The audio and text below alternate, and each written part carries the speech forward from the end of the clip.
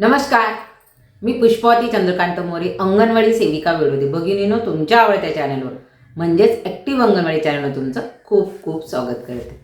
सेविका ताईंनो, पुष्पावती ताईंनाचा व्हिडिओ म्हटला, पोषण ट्रॅकर ॲप्लिकेशन असेल, मातृवंदना योजना असेल, म्हणजे कामाचं सोडून ताई दुसरं काही सांगत नाही. तर ताईंनो असं काहीच नाही आहे. बघा, मी प्रत्येक वेळेस ज्या वेळेस आपल्या ताईंना गरज असते त्या वेळेस ते कामाची व्हिडिओ देखील करत असते. आज देखील तसाच विषय घेऊन आलेली.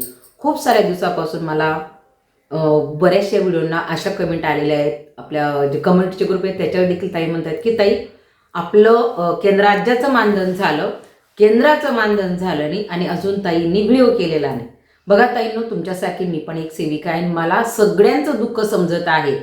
प्रश्न हा आहे की मदतनीस ताईंचं देखील अर्ध मानधन आणि सेविका ताईंचंही अर्ध मानधन एका दिवशी झालं, परंतु काही 4 दिवसांनी मदतनीस ताईंचं राहिलेलं मानधन झालं, परंतु सेविका ताईंचं अजूनही पूर्ण मानधन झालेलं नाही.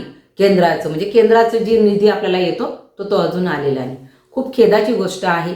आणि याच्यासाठी जर आपण म्हणायला गेलो तर खरोखर आहे की मुळात आपल्याला पोषण ट्रॅकर ॲप्लिकेशनवर इतकं किचकट काम, कुठल्याही प्रकारचं प्रशिक्षण न देता सगळ्या ताई अगदी कशा पद्धतीने कशाना दपटीन म्हणा, कुठल्या पद्धतीने कशाना व्हिडिओ बघून बघा यायचं त्याच्या पद्धतीने करायचा प्रयत्न करत आहेत.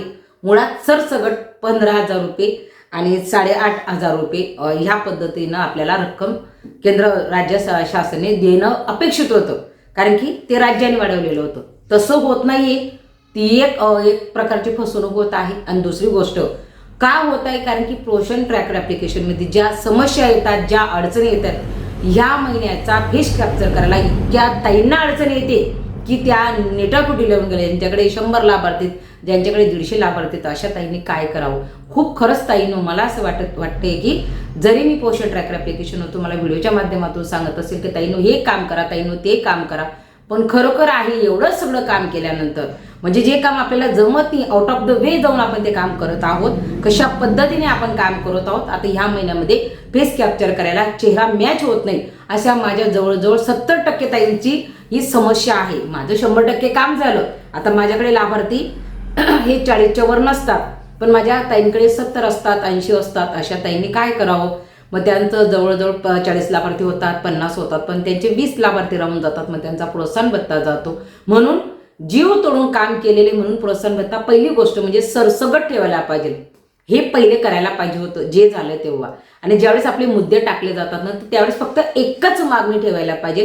ती म्हणजे निव्वळ आणि निव्वळ एकच मागणी जर ठेवली की आम्हाला फक्त चतुर्थ श्रेणी कर्मचारीची मागणी जर युनियनने फक्त एकच मागणी जर लावून ठेवली तर आपले सगळे प्रश्न हे मिटणार आहेत. मग आपल्याला वेगवेगळ्या गोष्टींसाठी धावावं लागणार नाही, वेगवेगळ्या गोष्टींसाठी वेगवेगळे मोर्चे संपे करावे लागणार नाहीत. आणि आता जो जटिल प्रश्न आपल्यासमोर आहे, मुळात एवढ्या महागाईच्या काळामध्ये बऱ्याचशा या ज्या ताई आहेत 50%च्या वर, तर ते विधवा, परित्यक्ता, घटस्फोटित म्हणजे एकाकी कुटुंब चालवणाऱ्या आहेत. आणि यांच्या पोटापाण्याचा प्रश्न आहे की 15,000मध्ये जर तुमचा प्रोत्साहन भत्ता येत असेल तर 15,000 सेविकेचं होईल, परंतु तसं होत नाहीये. मग 13,000मध्ये 13,500मध्ये एवढी महागाई वाढलेली आहे. त्याच्यामध्ये मुलांचे शिक्षण आहेत, त्याच्यामध्ये घराचे आजारपण आहेत, अशा खूप सारख्या समस्या आहेत. आणि ज्या काही एकट्या आहेत तर त्यांना त्यांचं कुटुंब, त्यांच्या मुलांचं शिक्षण, त्यांना त्यांचं आरोग्य बघायचं, स्वतःचं आरोग्य बघायचं, असं सगळं करत असताना ती सेविका ताई असो, मदतनीस ताई असो, त्यांना दोघांनाही कुटुंब चालवणं इतकं कठीण झालेलं आहे. आणि अशा परिस्थितीमध्ये जर मानधन जे त्यांचं हक्काचं आहे, जे महिनाभर काम करतात, अगदी डोळे चालले बायांचे काम करून करून, खरंच डोळे चालले. तुम्हाला सांगू, मला चष्मा लावल्याशिवाय मला मोबाईलचं काम दिसतच नाही ताईंनो. मला बघा, मला 48 सुळे, मला चष्म्याशिवाय काहीच होत नाही माझं, म्हणजे मी साधा मोबाईल पाहू शकत नाही अशी परिस्थिती माझी झालेली. नाहीतर मला चष्मा हा प्रकार माहीत नव्हता. का? कारण आपण इतका वेळ फोनवर काम करतोय. ही ॲप्लिकेशन आली, चला काम करायचे, ती ॲप्लिकेशन आली, चला काम करायचं. ठीक आहे, ते पण प्रशिक्षण दिलं जात नाही. ते आहे चॅनलच्या माध्यमातून, आणि मीच आहे ती व्हिडिओ करणारी, अजून पण आहेत.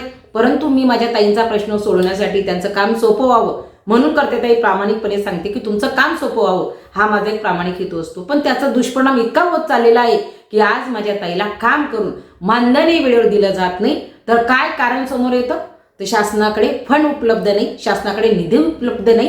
का हो, एवढं सगळं होतं. मग अंगणवाडी कर्मचारी जी कमी काम करते, जिला जीपे बंधन आहे, जिला जीपेचे फोटो टाकावे लागत आहे, तिला हजेरी अटेंडन्स ही ऑनलाईन टाकावी लागत आहे, मग अशा काम करणाऱ्या कर्मचारीलाच द्यायच्या वेळेस केंद्राकडे निधी कसं काय नाही, खूप मोठा प्रश्न आहे. आणि हा प्रश्न बघण्यासाठी ना अधिकाऱ्यांना वेळ आहे आणि हा प्रश्न बघण्यासाठी ना युनियनला वेळ आहे. मग ह्या कर्मचाऱ्यांनी जायचं कुणाकडे, बघायचं कुणाकडे? मुळात आपण युनियनला जो निधी आपल्या माध्यमातून दिला जातो, ज्या मोर्चा संपामध्ये आपण वेळोवेळी जात असतो, मग त्याचा उपयोग काय होत असतो? तर आता युनियनने देखील याच्यावर ठाम भूमिका घेणं महत्वाचे. बस झालं नेहमीचं, 17 मागण्या ठेवा, 15 मागण्या ठेवा, बस करा, आता खूप झालं. अंत बघण्याची वेळ झालेली. आता सेविकांचा अंत बघणं सोडा, सेविका असो मदतनीस असो, अहो त्यांचा पण परिवार आहे, त्यांचे पण मुलं आहेत, त्यांचे पण मुलं आजारी पडतात, त्यांच्या मुलांना पण शिक्षण घ्यायचे, त्यांना स्वतःना पण हेल्दी राहायचे, दुसऱ्यांच्या मुलांना हेल्दी ठेवण्यासाठी, दुसऱ्यांच्या मातांना हेल्दी ठेवण्यासाठी ते दिवस रात्र झटत आहे. त्यांच्यासाठी निधी नाही, खूप खेदाची गोष्ट आहे. मग त्यांनी बघायचं कोणाकडे? युनियन बघू शकत नाही ना शासन बघू शकत. मग अशा कर्मचाऱ्यांनी जायचं कुठं? त्यांचा वाली कोण? तर बघा, आजच्या व्हिडिओच्या माध्यमातून मला एवढंच मांडायचं होतं की युनियनने आता जागेवर यावं आणि मुळात एकच मागणी ठेवावी आणि त्या मागणीच्या माध्यमातून ह्या दर महिन्याच्या ज्या कटकटी आहेत, कधी मानधन वेळेवर होतं, कधी खूप साऱ्या गोष्टी असतात, प्रोत्साहन भत्त्यासाठी वन भटकावं लागतं, यात खूप साऱ्या गोष्टी आहेत. प्रोत्साहन ट्रॅकरचं काम सेविका करतच आहेत, येवाना मदतनीस सुद्धा मदत करत आहेत, हे सगळं काम केलंच जात आहे. परंतु त्याच्यामध्ये ज्या अटी शर्ती ठेवलेल्या आहेत, सरसगट पगार हा दिला गेला पाहिजे सगळ्यांना.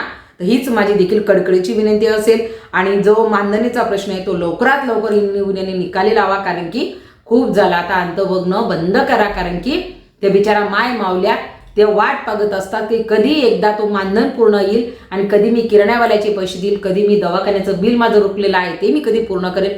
अशा खूप साऱ्या समस्या असतात, कारण की एकटी बाई जेव्हा ती कुटुंब चालवत असते, जेव्हा ती कुटुंबाची प्रमुख होत असते, तेव्हा तिचं दुःख हे फक्त तिलाच माहिती असतं की ती कशा पद्धतीने चालवते. कारण माझे शेजारी पण एक ताई राहते आणि तिचं दुःख मी वेळोवेळी बघत असते, तिला कशा पद्धतीने याच्या त्याच्याजवळ हात पसरावे लागत असतात. मुळात स्वाभिमान असून देखील त्या गोष्टी नाईलाजाने त्यांना कराव्या लागतात. तर त्यांच्यावर ही वेळ येते. फक्त त्यांचं तुटपुंज मानधन आणि ते पण मिळणारं मानधन हे कधी कधी वेळेवर मिळत नाही. आणि ह्या महिन्याला तर अंत झाला, आज 20 तारीख येऊन गेली, तरुण 1 रुपया मिळालेला नाही. ही खूप खेदाची गोष्ट आहे आणि याच्यामध्ये लवकरात लवकर युनियनने पुढाकार घ्यावा. खूप युनियन तयार झालेले आहेत, खूप मोठ्या मोठ्या गोष्टी केल्या जातात युनियनच्या माध्यमातून, नवीन युनियन होतात, नवीन लीडर होतात. काय करतायत तुम्ही न्याय द्या, तुम्ही न्याय द्यायचं काम करा. बस झाला आता.